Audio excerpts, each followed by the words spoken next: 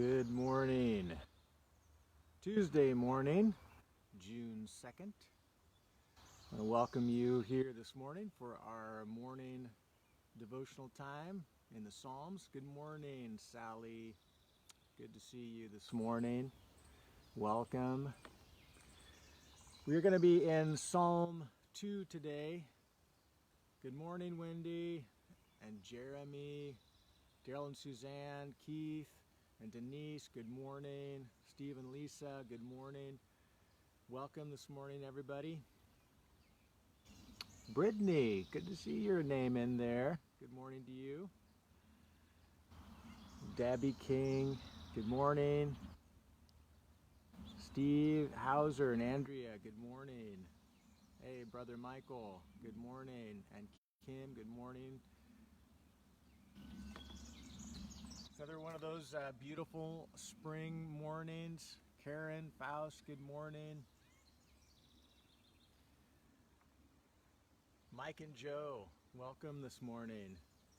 It's good to see these names. It's always great. This is why I come out here. Well, you know, there's more than one reason why I do this, right? But it's mainly because of you guys. So I really appreciate you being here. Cassie, good morning.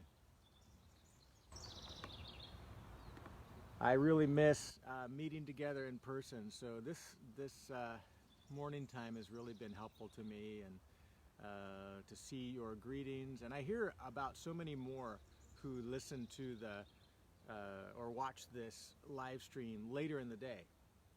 Good morning, Caleb.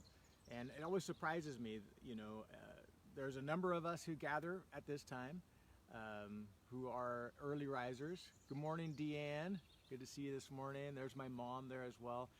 But there's so many more people who watch this later, and they tell me, I've been watching your live stream, and it's been so encouraging to me that this has been a productive part of our hunkering down during this time. This has been kind of one of those positive aspects of it, though I miss being together in person and long for the day where we can do that without any restriction. Janisa, good morning. Brandy, welcome this morning on this beautiful Tuesday morning. We are in Psalm 2 today. Psalm 2. So if you have your Bibles, go ahead and open up to that psalm, and perhaps you've already read it today. If you are doing the psalm reading along with, in accordance with the live stream, how we do it. And if you're just watching the live stream and you just listen to whatever psalm we're going through on that particular day, that's just as great, just fine as well. So we're here just to set our mind and our heart on the Lord this morning. Mariana, hey, good morning to you. Lori Chase, welcome. We're in Psalm 2. So I'm going to read from this psalm, and this is what is referred to as a coronation psalm. It's the psalm that is read or sung during the coronation ceremony of a king of Israel. So in that context, we'll begin reading and just comment a little bit on it as we go. Verse 1 of Psalm 2. Why do the nations rage and the peoples plot in vain?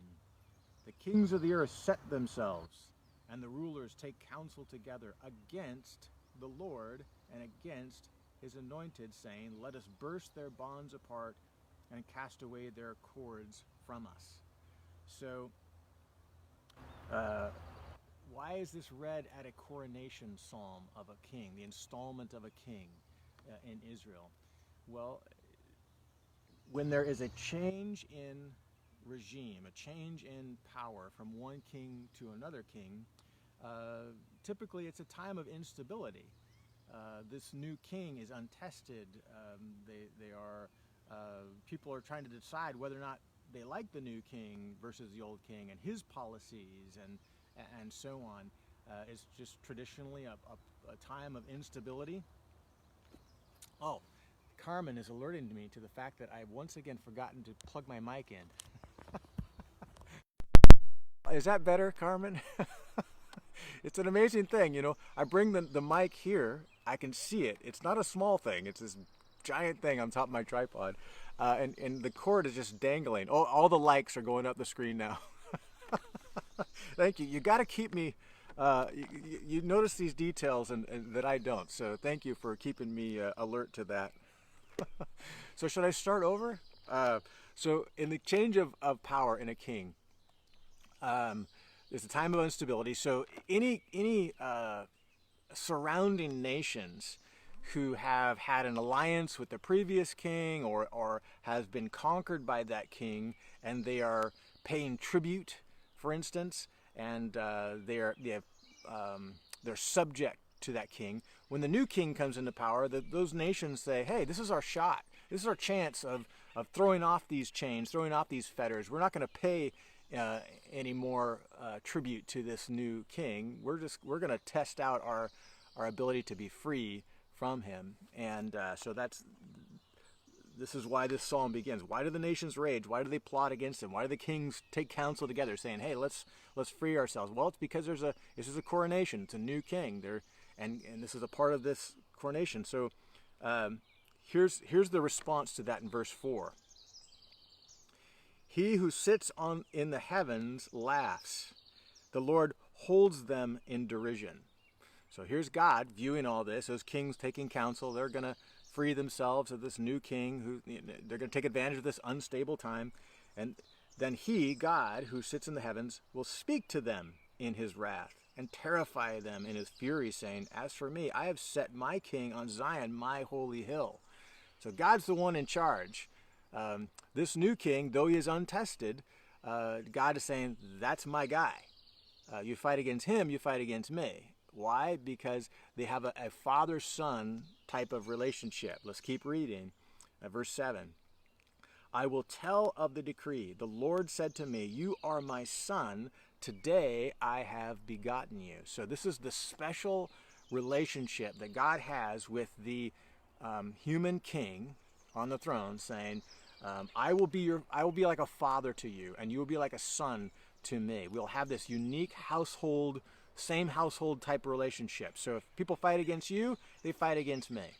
And I will watch over you. I will provide for you. I will give you wisdom. I will bless you, and I will protect you from your enemies. This is the arrangement of the father-son relationship. And in exchange, you, the son, do the will of the Father. Your choices, your policies that you enforce as a king, all should come from a desire to do my will as the Father, as the King, as the Lord who is in heaven. So this is the arrangement. And so he says in verse 8, "Ask of me, and I will make the nations your heritage." I will give it all to you, because I'm the one who owns it all. I'm the God in heaven. "And the ends of the earth your possession. You shall break them or rule them with a rod of iron and dash them to pieces like a potter's vessel." There's no one who will, if they rebel against you, they're just not going to take their stand. They can't, because I am your father, you are my son, and you shall rule all of the nations. It's my gift to you in this position. Verse 10, "Now therefore, O kings," this is all those who are plotting against this new king, "be wise, be warned, O rulers of the earth. Serve the Lord with fear and rejoice with trembling. Kiss the Son, or give honor to the new king, lest he be angry and you perish in the way, for his wrath is quickly kindled. Blessed are all who take refuge in him."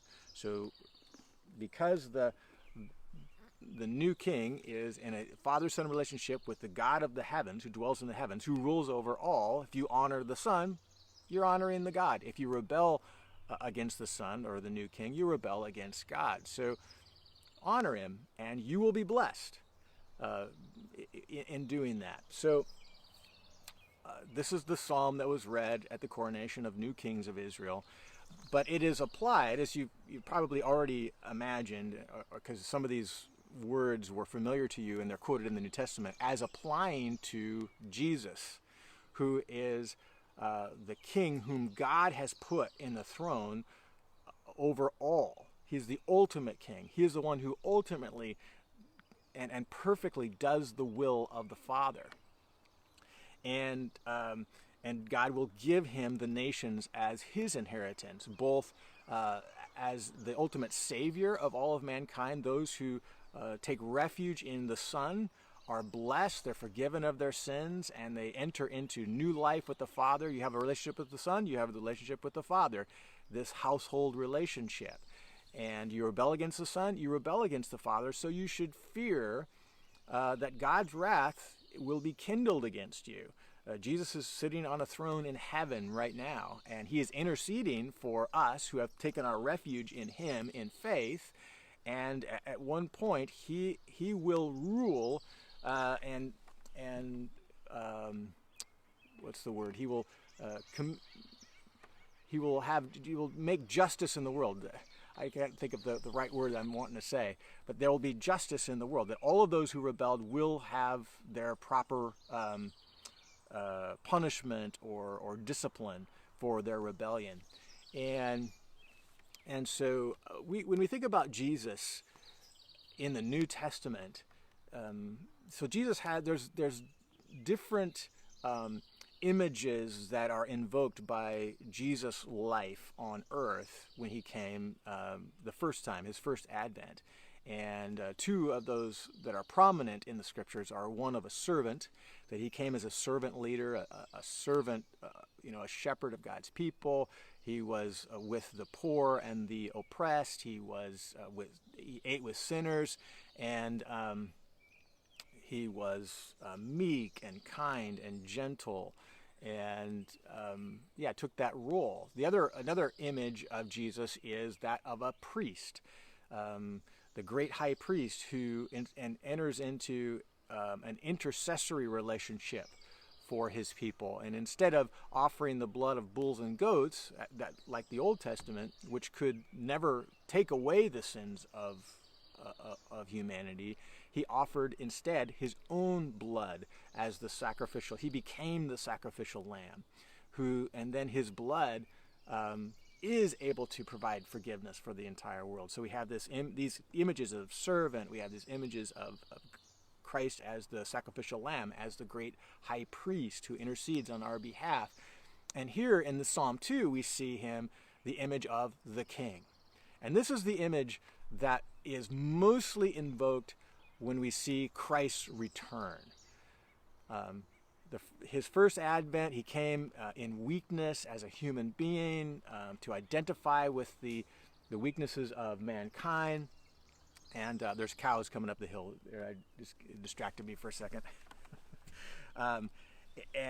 He serves us. He sacrifices for us to provide us that example, to make a way for us to be forgiven, all of these things. But when he returns, he's going to return as a triumphant king. And every aspect of Psalm 2 will be applied to him. God has given Jesus the nations as his inheritance. He's proclaiming to all the world through the gospel of Jesus Christ that if you believe in the Son, if you place your trust in the Son, because the Father and the Son have this unique, special relationship, then you're going to honor and receive all the blessing of the Father. You rebel against the Son, God has put the Son in a position of authority to judge righteously all those who rebel against him, and one day there will be this great judgment where the saints are rewarded, and those who have rebelled will be cast into eternal separation from God in the lake of fire. And so this becomes now the message of all of the believers. Jesus is sitting on a throne in heaven at the right hand of God. His work on our behalf is complete. His intercessory work continues as he intercedes on our behalf before the Father, so we can have this amazing relationship with God. And all of that, all the benefits of this relationship is offered to all of mankind, that is able to completely transform all of those. They receive the full blessing of God when we place our faith in Jesus Christ, because our sin, which separated us from God, has been dealt with. And through our faith in Jesus, the righteousness of God is credited to our account. The love of God is manifest toward us who believe, and we abide with Jesus. I'm just using all this New Testament language. In our abiding relationship with Jesus, then our life can bear fruit that will last for all of eternity.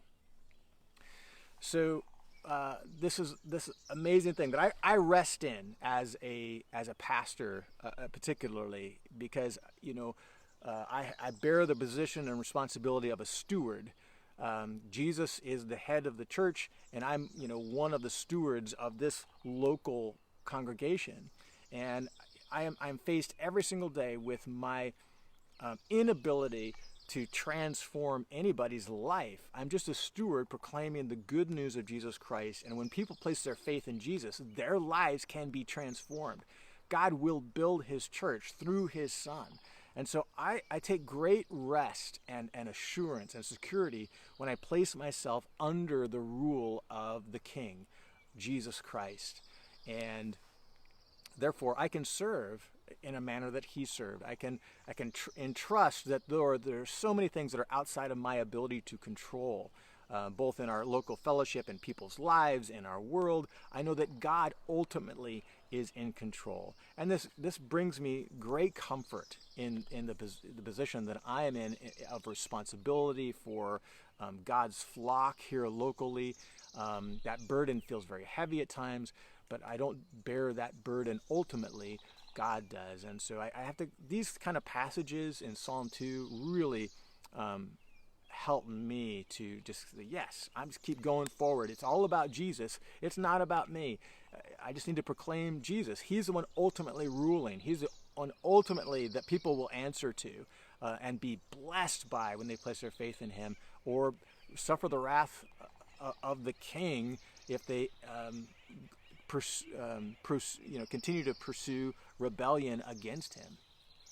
So one of the points of prayer that I have this morning as we're kind of wrapping things up is the unrest that I feel in my own soul when I see the news and the violence that is happening in the streets all across our nation on the heels of our very unstable time of COVID-19, where businesses are struggling. All of a sudden they try to open up, finally, and see if we can resurrect our economy, and then their business gets burned down by a bunch of rioters.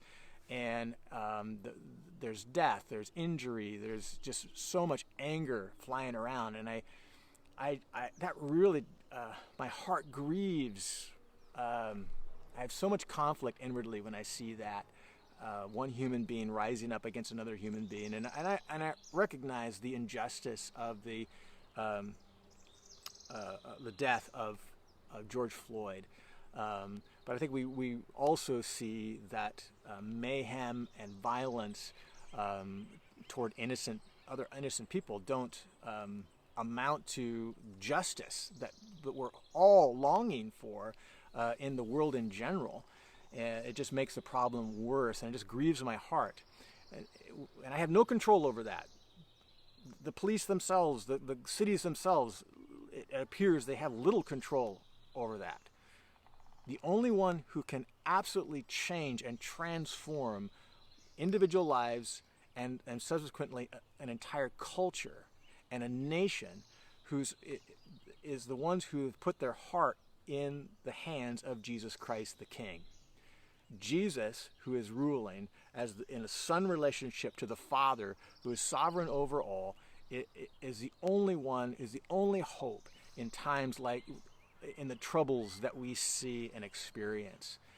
The loss, the grief, the unrest, the hatred, the anger, all of that. The only solution is Jesus Christ. And the church has the answer.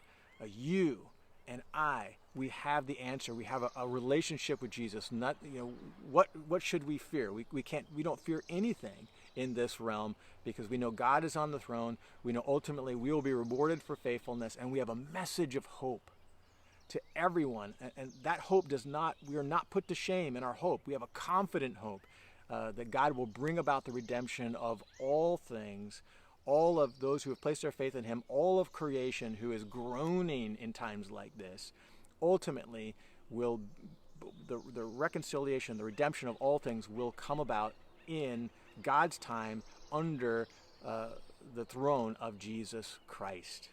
Let us not lose hope in this. Jesus is sitting on God's throne.